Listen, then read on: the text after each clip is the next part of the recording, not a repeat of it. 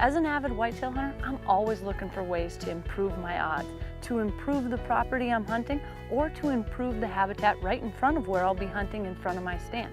Well, one of the ways that I've found that you can do that is by putting things in to give bucks everything that they could possibly want. And the very first thing I started with this year, a water hole.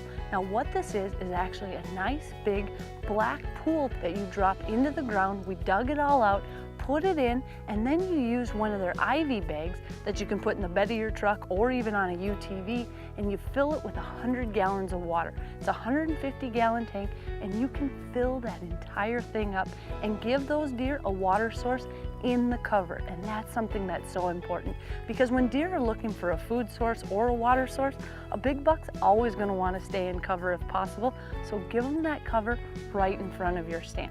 So we put that out. You also can do it if you can't drive a truck or a UTV to it. We just put a simple attachment on and ran a hose down to it and filled that entire tank. Now I'm hoping with the rain, all the rainwater will keep it full, but we may have to go back and fill it up every once in a while. But it even has a little ladder, so if animals fall in, they can get out.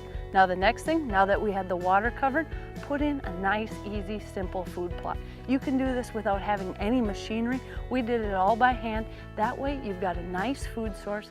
And the next thing is, I'm a huge believer in putting in a cedar post. Now this might seem simple, but you would not believe the number of bucks that'll come right in the middle of a food plot or by your water source and use that post to rub on.